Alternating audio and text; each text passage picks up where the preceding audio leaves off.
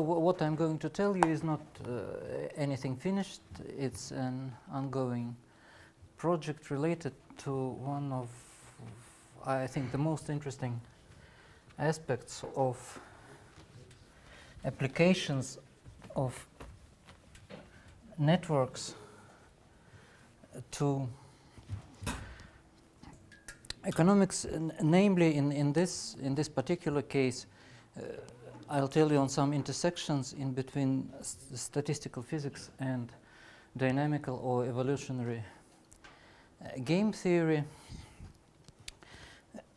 which is presumably relevant to many situations like decision choice, which is the most probably the application of these techniques, but also I guess many issues that come up when one looks at these problems are clearly of interest. So I'll start with a brief introduction of what one sees. Just so imagine you have a graph, and the node makes binary decisions,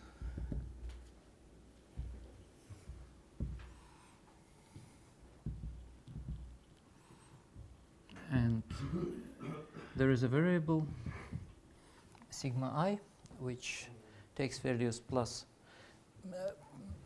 minus 1, and as usual, the one who makes decision is ascribed some kind of utility, which contains so-called idiosyncratic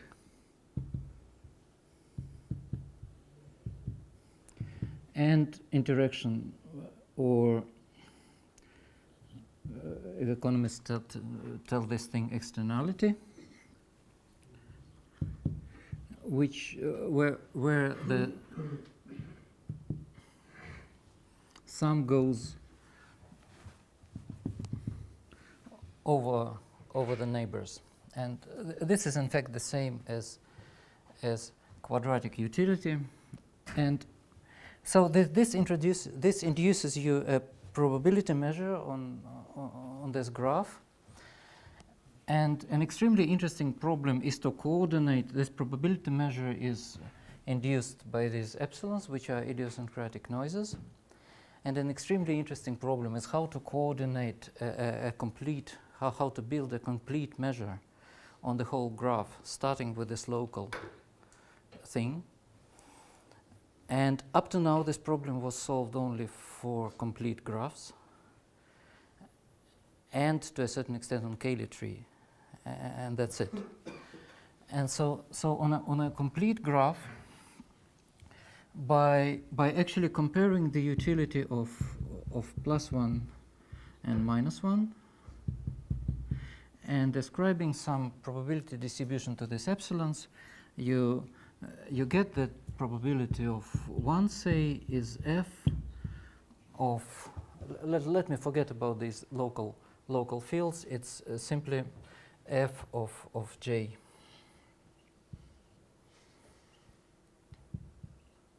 Of this thing here, where 1 stands for this. J is the coupling.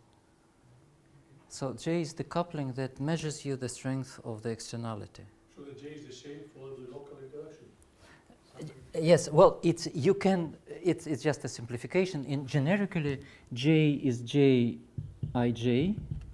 and very generically, this is not even symmetric in game theory, because, say, if idiosyncratic noises are, say functionally the same, but the parameter inside, say temperature, quote unquote, is different, then symmetry is not important because it's quadratic. no, symmetry is very important for Jij, because in physics the most complicated example is spin glass.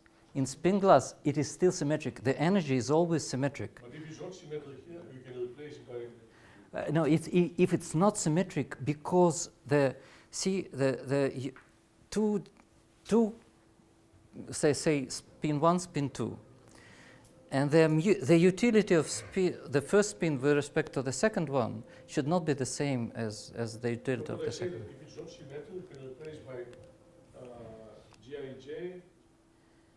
You can't really replace it because then it's Plus an transposable two. no, that's an oriented graph. You can't replace oriented graph by not oriented one, because if Jij is not symmetric, And your graph is directed then. no, it's if Jij is not symmetric, then the graph is effectively directed. Yes, that never arises in physics. And this is one of the very interesting options that arise here. But let me briefly tell you that on the static level, by introducing a function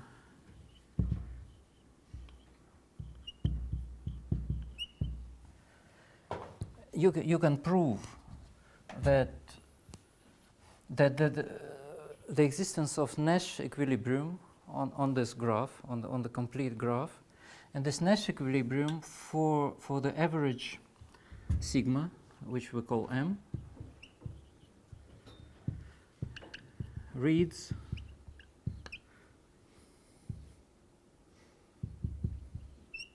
of the same argument. And this is a very here it's a one step or zero step game where I tries to guess the outcomes of J. So he forms expectations on with respect to his neighbors. And then the first interesting thing that at least for the complete graph and for the Boltzmann measure,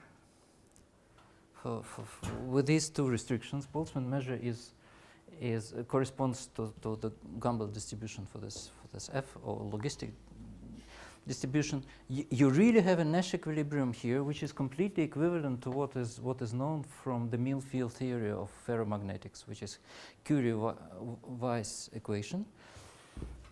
For Curie-Weiss, then J is actually beta J. This G is simply beta J, which M and M. Okay, now so you can immediately, this is very interesting, and this is actually very interesting to analyze for different Fs, because the question of how measure arises, this probabilistic measure on the whole graph, is not trivial even for the complete graph in this case, because people usually consider Boltzmann measure here. Now, this is highly non-trivial, and of course, even more non-trivial is to make the topology of this graph realistic. So really, little is known about what to do with a static case. Fortunately, you can formulate a dynamical problem here, which corresponds to Poissonian decisions. So this is the static case, and the first interesting thing that you have Nash equilibrium here, which is not a trivial thing. Now the problem, one of the problems with Nash equilibrium is that it is generically not unique, and it's interesting to specify some process in real time that pushes you to one of these equilibria, and so selecting one of the equilibria in these dynamic games. Yes? Describe the game maybe in more detail. Who are the players and what is dynamic? Now here this one he just maximizes his utility, and he makes a choice of one. He compares his utility of choosing 1 and -1. Now, what does he think? He expects something of this. So New I is the first neighbors. Yeah, the first neighbors of this. Even that problem is very difficult to solve. Pardon? Even the local problem is difficult to solve. Well, the local. Maximize this local. No. It's you don't you don't actually do it, because the only thing you really need here is the difference of utilities. of 1 and minus 1. So this is all fixed by the probability of difference of epsilon I of minus 1 minus epsilon y of 1, which is what I called f. So once you know it, you're done. And what I'm telling you that usually one takes this so-called logistic thing here, which is equivalent to the usual logit choice, and also equivalent to the so-called Boltzmann measure, which was analyzed when people looked at Markov fields on graphs. And Markov field is actually a notion that is really well defined for either for cliques or for trees. And of course it's really interesting to see what happens to the realistic graph. And so one of the things right here we're working on using the usual what physicists call beta pirals, and people from computer science know it as belief propagation. So there is an approximate method known in physics of how to get an approximate solution for this problem for the graph of arbitrary topology, not necessarily a complete one. Now, a dynamical problem looks like this. You have these n lines, and you have Poissonian decision process on each of them. And so let's assume that time has come for node I to decide. And then he looks at the quantity 1 minus sigma I, some function of beta, which is actually the tangents, and the average over his neighborhood, again from, well, okay, 1/2. And this is what tells him what to do. This gives him a probability of flipping. And recently I learned that this is, in computer science, this is called cellular automaton. In physics, this is known as Glauber kinetics. Well, and there are simpler versions of this. For example, if we just put this to 1, this will be a Voter model, a very well-known one.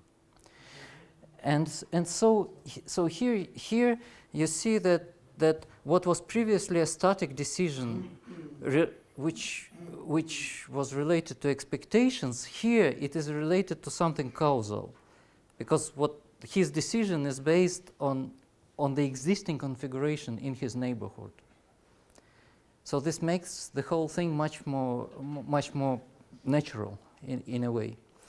And then again, on the complete graph, you can easily write a dynamic equation for M, and it turns out that what you get is exactly this. So this thing becomes right inside of this equation.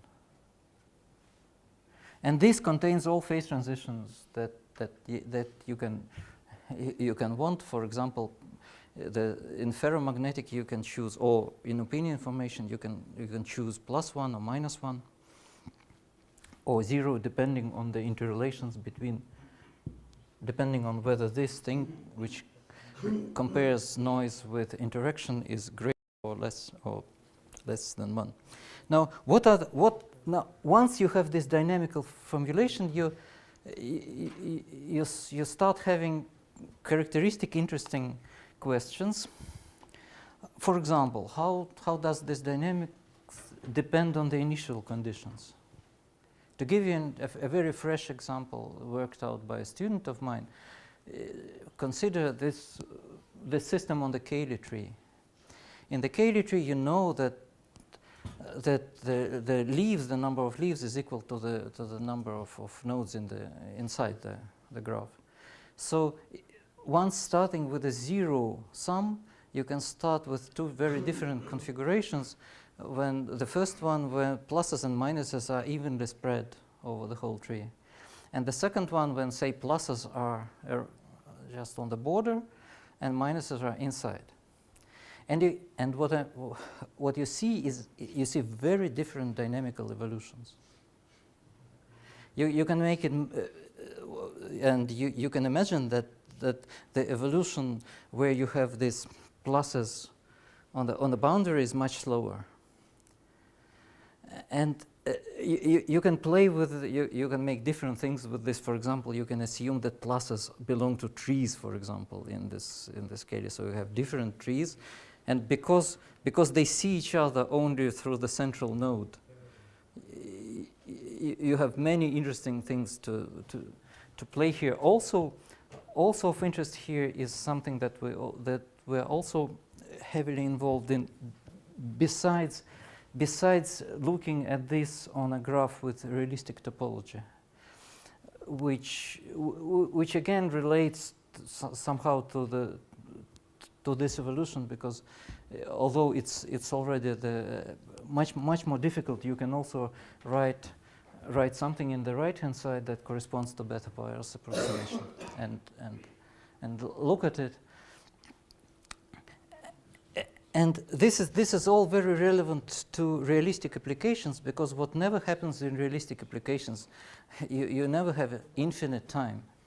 So although this problem is Markovian, and you really have this typical Markov problem for which you know the asymptotics, in real life, in all real life applications, you have a finite time window, and what you should study is actually a problem of evolution over a relatively short time with a specified initial condition belonging to a certain class, and evolving for some time. So those of you who know how experiments in spin glasses are done, this is exactly how people study complex systems.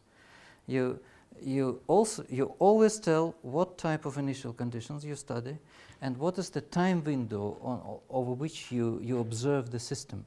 And the answer depends on that in a big way. And of course it does do it here.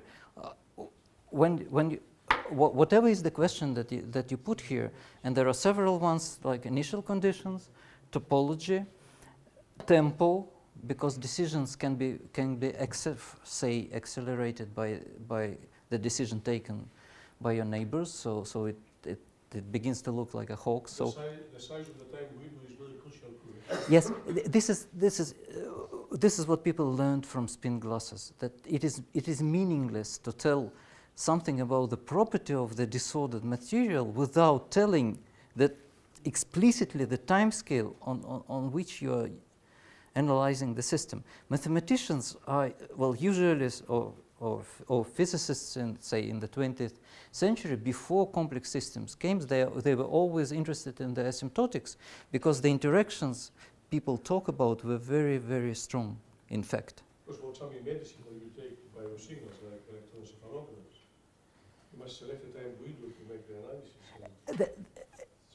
analysis. That's true. Well, here it is kind of, yeah, it's from the same pot, with the only caveat that here in sociology or economics, we don't quite know the rhythm, so we don't quite know what is the time window. For example, in macroeconomics, you have to think really hard to say what time window is good for studying the system without being involved with institutional. Also in practice depends on what you compute this time window. If some you need more time to compute, then you allow the window. That's also true. And so this typical set of questions, combined with the fact that very little is known about the mathematical side of the game theory involved. For example, here one needs the concept of approximate Nash equilibrium, which is something that we are working on with Alexei, who rushed away. By the way, Nash last month he won the Nobel Prize. Nash, yes, Nash. And now he is working with a student who is a friend of mine on a book, Open Problems in Mathematics. Maybe you like to contribute the chapter and tell them. Well, you know, the best way of doing it is this: we first do, okay? Because It's open problems in mathematics. The title of the book is Open Oh, Problems well, in Mathematics. I Maybe it would be don't know. something from the last year. Because I actually contracted that book with it. Okay. So I can Uh-huh. recommend it. Okay. Well, you see, it's well, that depends. We'll talk later. That depends on how fast will Alyosha be, because I'm a physicist, and when I'm looking these texts on these measures, I get terribly sleepy, really. So and he's very excited once he sees he looks at some precise definition. So what I want to tell is that this thing combines in a very natural way computer science, networks, and statistical physics in a way that was not even known in statistical physics in the majority of cases. So all this somehow sits around realistic. Ultimately, the problem is to solve this. It's impossible to solve it exactly, like in physics. Even the Ising model you can solve exactly only in 2 cases.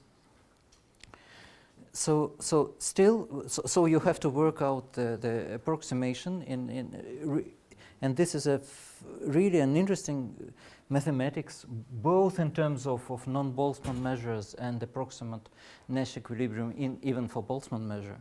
You have some references? Or yes, I have a reference to the paper, actually this is not a paper, this was a working paper by Blume and Durlauf. And this was setting the stage for this in the case of complete graphs. Yeah, this I have. This was from 1999, and yeah, but there was no there was a little, also a short paper by Shlomo Weber and Le Breton, which pushed this a little bit towards potential theory. If you forget about this, you can prove that a generic game with quadratic utility belongs to the class of potential games. That was their contribution. Now, all these things, games on graphs which are not complete or not clique-like, I haven't really seen whether it was done, but it doesn't even matter because one has to do it exactly in the way this is my strong feeling. One has to do it like people did it in complex systems in physics of disordered materials, namely being very precise about initial conditions, time window for evolution, etc. So this is the project that we are doing, well, in Andrei's group and also in the lab that Alexei and I have in a different place. Yes, thank you.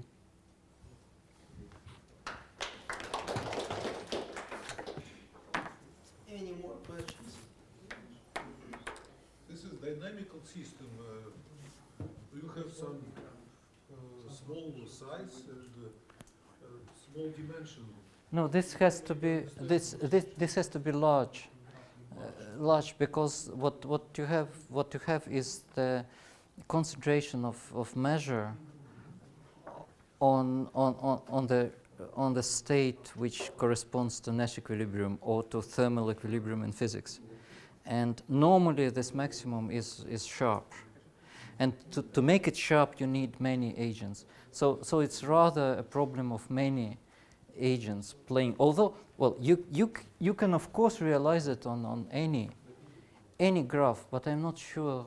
Well, it's usually impossible to solve anything in for several, for small dimensions. Physicists say that you can, if you study a table, it's very easy to build a theory of a table with one leg and infinite number of legs, and everything else is left for chemists and engineers.